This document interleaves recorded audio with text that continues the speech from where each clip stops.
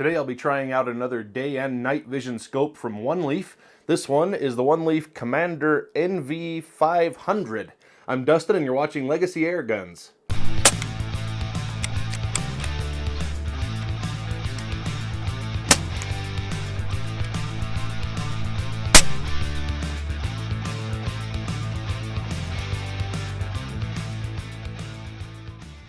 Let's go ahead and do an unboxing here of the NV500. I've already cut the plastic wrap off of the box, but other than that, you get to see it as I see it for the first time. See what all comes with this in case anybody out there is looking to purchase one.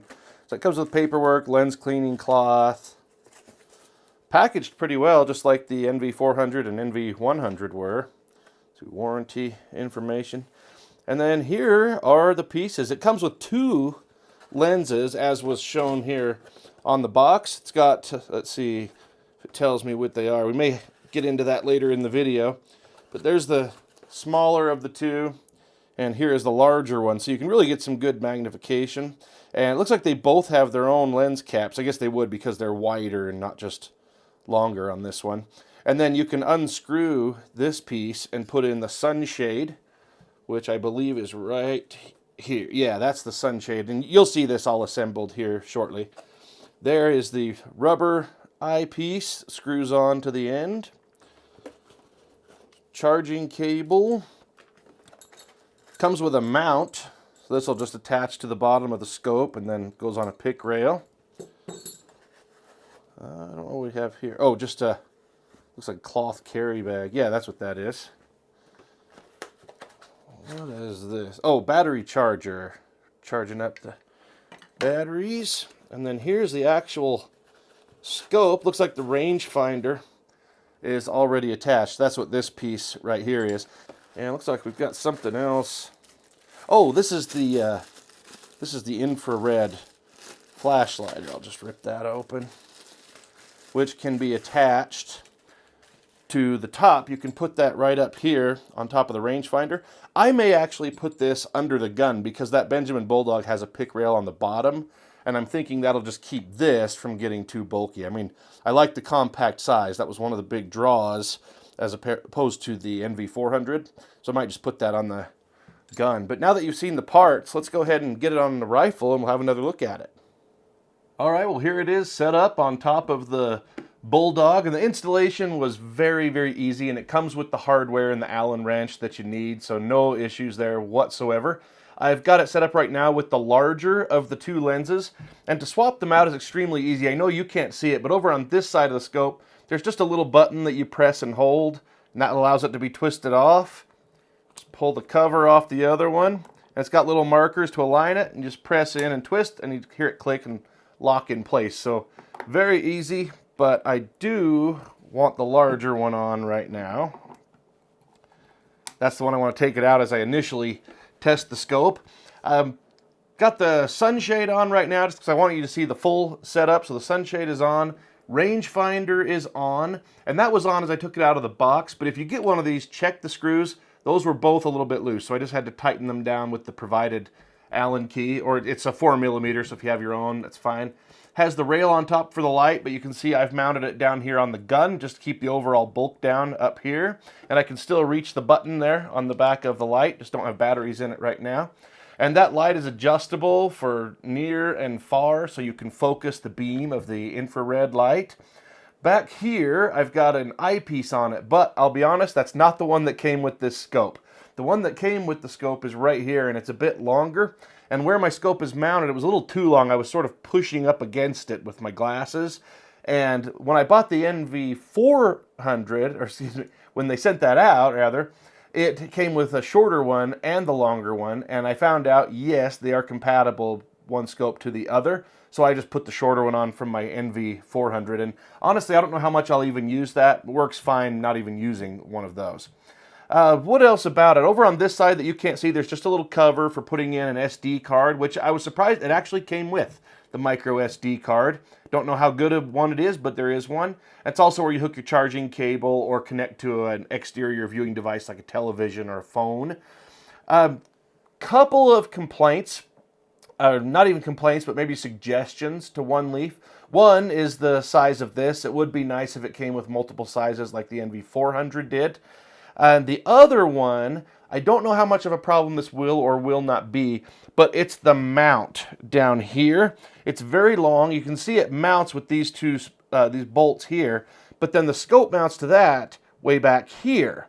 So what that does is, I don't know if you'll be able to tell in camera, but there's just a little bit of play in that, because there's just the tiniest bit of flex in the mount itself. Now, it does seem like when I let go of it, it does seem to always go right back to where it was before. But if you're shooting very long range, I don't know, it could be something where you see a point of impact shift because the scope has a little bit of play. I think what I would have liked to have seen, or at least maybe come with a couple options, is to have the other option not have this full length, but just have the mount here with the scope mounted directly on top. So you'd see these two screws back here, and I think that would lock it down just more solid, like a traditional mount. Now, it might not work with some guns, especially air guns, because you may have a slot for a magazine or something, and maybe you do need to have the scope extend over. I don't know, but that's one thing when there's movement in the scope like that, I just see as a potential issue, but we'll see when I get out to the range. I did take a look through it. Haven't done any recording with it yet. We'll do that as I go out and shoot, but I was really impressed. I pointed it at a doorknob on the entry door to this room, which is less than 3 yards away from the scope, and it was able to focus all the way down to see the doorknob and the wood grain of the scope perfectly. So I was pretty impressed with that. Great focus at close range. I'm sure it'll be great at long range. Very, very simple controls up on top. You just press and hold this to get to the menu, and then the menu is very intuitive. And I don't know that I'll keep it always on this Bulldog, but I wanted to at least have it on here to set up, especially because I had the NV400 on there. And just for size comparison, here is that NV400. I've got a rubber piece added, so really the scope ends right there, and you can see massive difference in size. So this is a lot more compact. If you're a hunter, you know, this would be a lot easier carrying around all day. It is fairly heavy. It's very well built and solid, but obviously less so than this. Not as heavy as that. Well, that's a lot of talk. Why don't we go out and do some shooting with some day and night vision? Okay, here is a look through the NV500. I'm looking at a target that I hung up. That's a steel target, 50 yards away, 51 if you want to be really exact is what it is. And somebody else left a few little spinners out there, if you can see that. Those are sitting at 56. Up there in the distance, like used to be an old mine shaft. The face of that is exactly 100 yards away. Looking up the hill, that next little wooden or retaining wall up there type of thing is 150, and up at the very top, that up there is 195. I'm not going to shoot up there. There's a lot of dry grass and stuff, but we'll take a look at these distances again at night, because I do plan to stay out here until dark, and we'll see how well the scope can pick them up. Now we'll go ahead and take a few shots. I'm shooting again the Benjamin Bulldog, and if anyone's keeping score, these are NSA slugs, 65 grain. I do not know if the scope is zeroed or how close. I think it's pretty close, but let's go ahead and just take a few shots here. I'll just aim at the middle of that steel. Very, very close to being centered.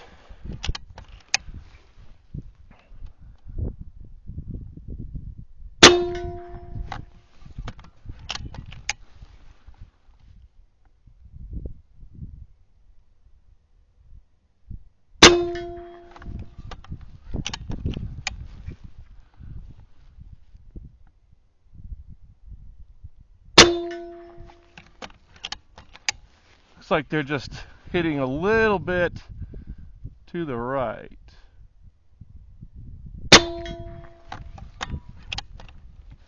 And it looks like that was all 5. So I'm going to go ahead and do my shot zero feature that this scope has. And I don't think you'll be able to see that. Alright, let's go ahead and try again. And I apologize if the audio sounds windy. I'm using the audio from the scope's own microphone. Let's go a little higher up now on sort of the, what would be the head of the target here. Wow, that zeroing feature really works well. Why don't we go over, see if I can't hit one of those spinners.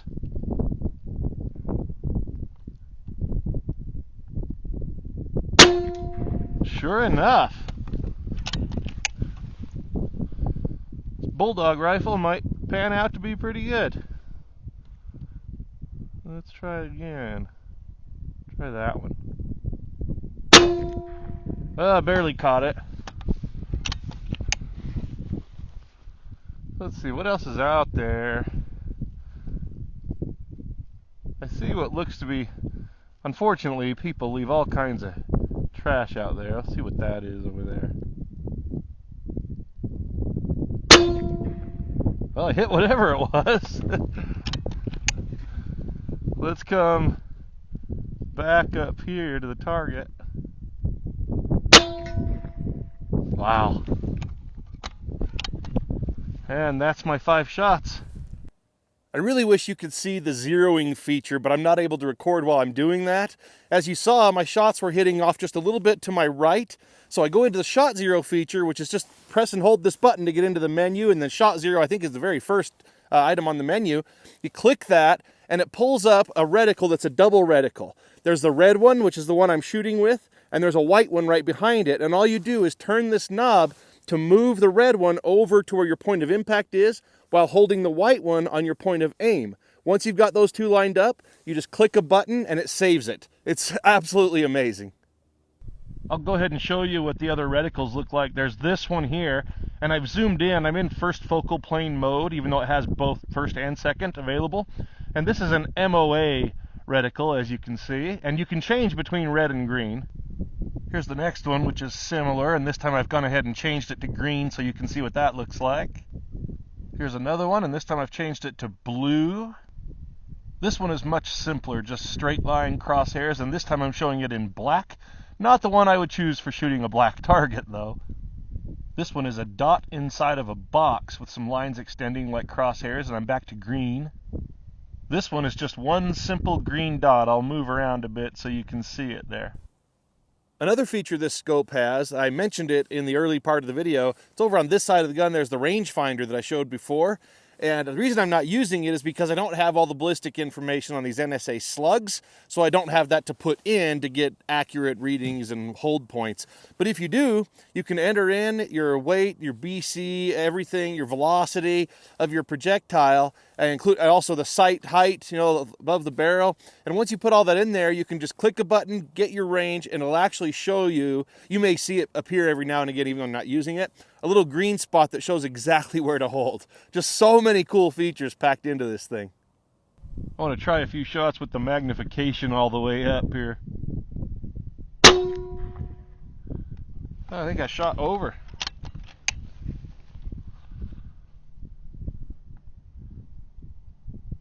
There we go.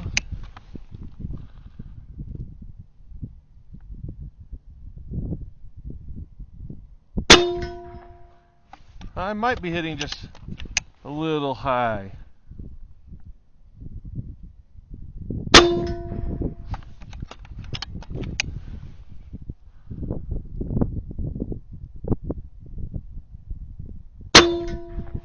Yeah, I think so. All right, that was 5 again. The sun has set. It's starting to get dark. I think it's just about dark enough to try the starry mode on the scope, which is for times like this when it's not completely dark, but you've lost your daylight. All right, I'm in starry mode now. It has sort of a pinkish hue to it. And I see a couple of clay pigeons right there. There's actually 4, but I really only have a clear shot at 2 of them. Let's see if I can get on one. Oh, maybe just left of it. Let's try again.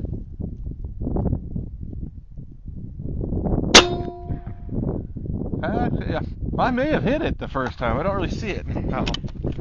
Let's try that other one that was next to it.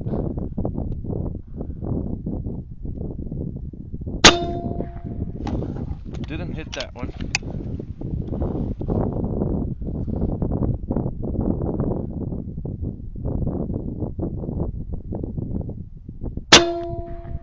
Oh, I think I went high. Maybe it's Probably because it's a little closer and I zeroed at 50. Let's hold a little low. There, looks like I broke through at that time. Alright, it is good and dark out here now. We've got stars out. So let's go ahead and try this scope in night mode. Right, it is completely dark outside, and I'm now in night mode looking at my steel target hanging there. And if I come to the right, there are the spinner targets, and I've now set up 4 cans full of orange soda. So we'll take a few shots, but first I want to show you something. It is absolutely essential to use the infrared flashlight that came with it. You remember it's mounted to the bottom of the rifle. It can also mount on the scope. Right now it's turned on. If I turn it off, this is what's left that I can see in night mode. So you can barely make out the frame of the target. You kind of see the soda cans. Now I'm going to turn the light on. That's its lowest setting. There's its medium setting. And this is its highest setting. And it's giving me pretty good resolution downrange. Well, anyway, let's go ahead and take a few shots. I want to try aim at a soda can here. Just filled this gun with air again, so see where I'm hitting. I got it. Let's see. Let's try another one. And don't worry, I did bring garbage bags. I will clean this up. No problem. That is wild. Every time I lift my head up, I can't see anything down there. But through this NV500, you can see everything fine.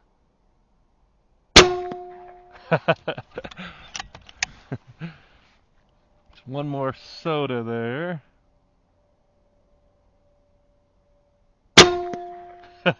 4 for 4. We'll just put the last one back on the steel. No problem. That is pretty awesome. Now, I told you we would look up the hill. There's that old mine shaft. That's at 100 yards. Let me see if I can't get the focus a little better. Do have to manually focus this thing. Now, if we look up, that wood up there was at 150. And the rocks up there, they're kind of getting washed out with some starlight up there. But up there was 195. I think if I didn't have stars and stuff in the background, it might look better. But this thing, this is cool. Well, there you have it, the Oneleaf Commander NV500. And you know, there's one feature I didn't even mention during the video, but it sure is handy when you're filming, and the NV400 had it too. There's a gyro in here, so when you're looking in the scope, I don't think it comes across in the video, but it tells you exactly how many degrees you're tilted, both this way and this way, so you can make sure you stay level. Sometimes it's hard to do that when you're shooting. It's very important, especially if you're shooting out longer ranges than I was tonight. But anyway, I hope you enjoyed this look at this, and I want to say a big thank you to Oneleaf for sending it out so we could all check it out. Please don't forget to click the like button down below and subscribe to the channel so you can see more videos. Also, if you look in the description, you'll see where to find me on social media. Thank you so much for watching.